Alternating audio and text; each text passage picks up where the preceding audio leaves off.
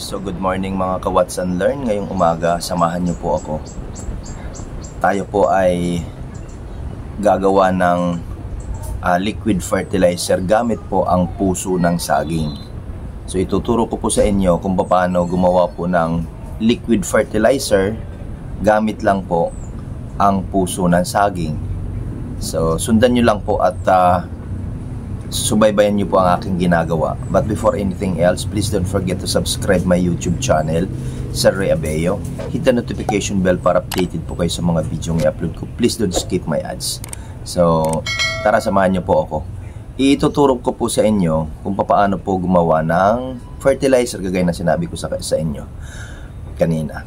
Ito po ay napakainam po para ang ating mga halaman ay maging malusog at maging maayos ang kanilang pagtubo. So samahan niyo po ako mga ka-Watch and Learn. Bali mga ka-Watch and Learn, itong aking hawak na puso ay puso po ito ng saba.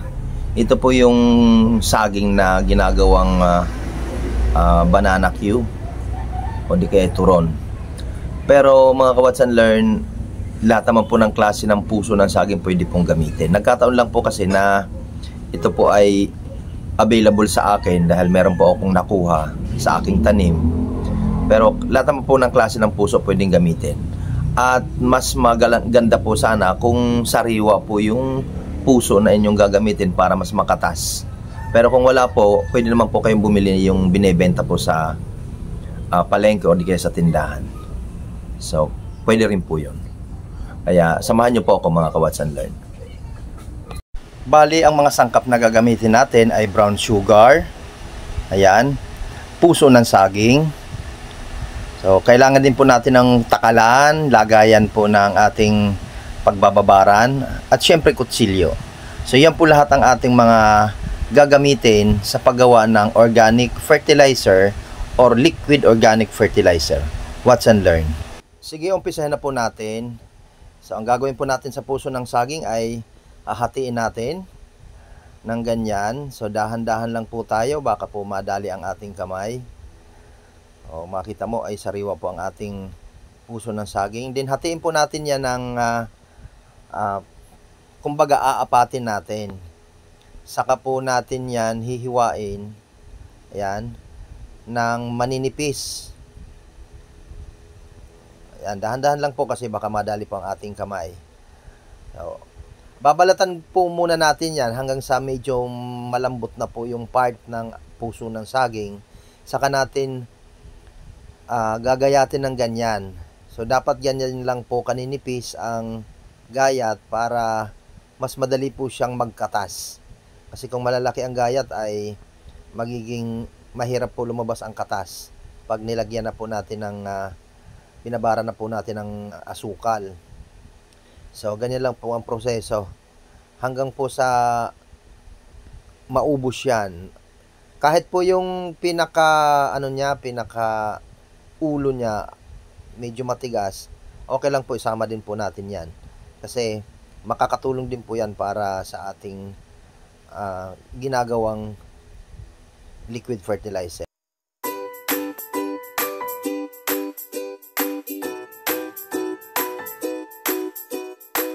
Pagkatapos nating gayatin gamit ang ating takalan, ay bibilangin naman po natin kung ilan pong takal ang ating ginawang or ginayat na puso ng saging. Kasi ang ating pong ratio dyan ay 1:1. So isang takal po ng puso ng saging, isang takal din po ng asukal ang gagawin natin. So tandaan po natin ay 1:1 po ang ating ratio dyan.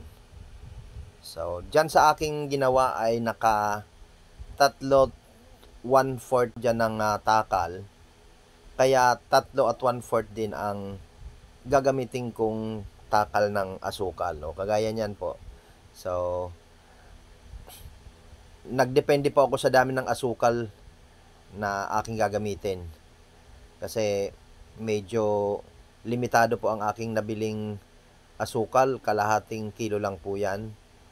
Kaya dumepende po ako sa dami ng asukal. Anyway, ito naman po ay tutorial lamang, kaya mas minabuti ko pong gumamit muna ng kaunting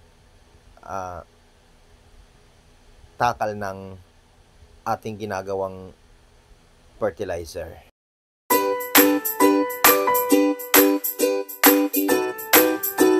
Pagkatapos natin takalin, so gamit ang malinis na kamay, hahaluin po natin siya ng maayos.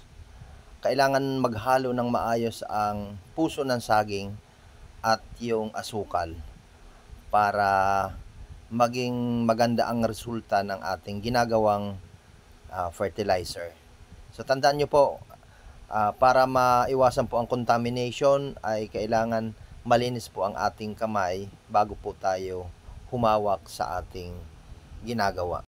Kapag nahalo na ng maayos yan, takpan na po natin ng basahan at lagyan po natin ng tali, at iyan po ay ilalagay natin sa malamig na lugar kung saan set aside natin for 7 days. Tandaan nyo po, 7 araw po nating ilalagay yan sa malamig na lugar, sa madilim at malamig na lugar. Ayan, okay na po. Pwede na po natin yan ilagay kung saan natin gustong ilagay. Basta siguraduhin lang po natin na sa madilim at 7 araw po natin yan i-set aside. Eventually, after po ng 7 days, ito na po siya. Tingnan natin kung ano po yung naging resulta. Ano? So, 7 araw po natin siyang itinago sa malamig na lugar. So, ayan po. Yung mga amag na yan ay okay lang po yan dahil pagpapakita lang po yan na talagang merong mga bacteria po na present dito po sa ating ginawa. Kaya ang gagawin po natin ay kukunan natin ang katas at atin pong sasalain. Ano po? So, wait po ko tayo sa ating susunod na hakbang. Ganyan. So, tanggalin lang po natin yung medyo may mga mold. Tanggalin lang po natin. Ayan. So, tsaka maamoy nyo naman po na medyo mabango po ang kanyang amoy. Ayan. So, tatanggal lang po natin. Then, yung matitira po ay haluin na po natin. So, yan na po ang kanyang itsura ngayon. Bango. Saka po natin siya sasalain. Gamit po ang ating ginawang pang-cover. Atin naman po siyang sasalain para wala pong makalusot. So, hindi po natin pwedeng gamitin yung mga malalaki ang butas. Yung kagaya po nitong aking ginamit, yan po ang ating gagamitin kasi yan po ay para hindi magbara, para hindi po magbara yung kuha natin sa ating pang-spray. Kaya yan, kailangan po maliit po ang ating, so hindi po dapat lumusot ang malalaking granules o di kaya ay yung ating hiniwa. So yan po, makikita nyo pinong-pino po siya. Yan.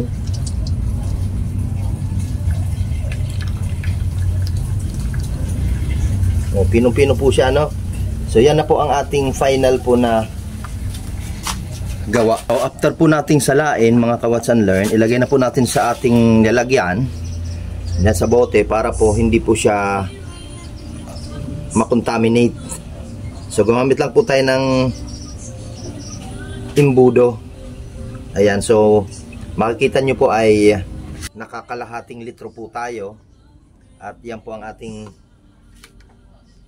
tatakpan. So, ito na po ang ating organic fertilizer, nagawa na po natin. Kaya tetestingin na po natin para po maipakita ko sa inyo kung ano ang epekto. Bali, ito na po ang ating nagawang organic liquid fertilizer. So, wag po muna natin masyadong tatakpan mga kapatid sapagkat aktibo pa po ang mga microorganisms present in this fertilizer. Kaya, luwagan lang po muna natin. Kasi pagka hindi po, magbi-build up po ang pressure sa loob. Then, ang ating pong paggamit naman nito, so sa 1 litrong tubig ay 2 kutsara po ang iyong ilalagay. Tandaan niyo po, sa 1 litrong tubig, 2 kutsara lang po ang iyong ilalagay para po sa ating paggamit ng fertilizer. Kagaya ng sinabi ko kanina, ang ating ratio po sa paggamit po ng ating fertilizer ay 2 kutsara sa 1 litro. So meron po ako ditong kalahating litro, kaya 1 kutsara lang po ang ating gagamitin. Then, ilagay po natin ang ating liquid fertilizer. Ayan. Saka po natin hahaluin. So, ganun lang po ang ating paraan ng paggamit ng ating liquid fertilizer na kung saan napakadali pong gawin. Then, ilagay na po natin siya sa ating pang-spray.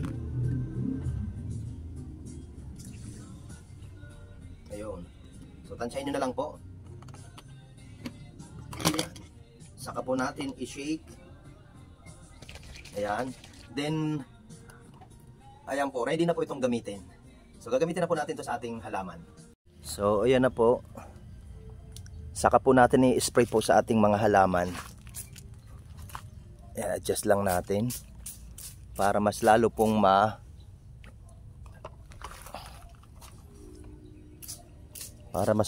maging malusog ang ating mga halaman. Ayan. Yan po yung mga papaya natin. So, ito po yung ating organic liquid fertilizer. Maraming salamat po sa pagsama. Please don't forget to subscribe my YouTube channel. Sa mga subscribers ko, salamat po sa mga bago kong subscribers. Doon po sa hindi pa nakaka-subscribe, please don't forget to subscribe my YouTube channel. And hit the notification bell para updated po kayo sa mga bidyong kagaya nito na ginagawa ko. Yan.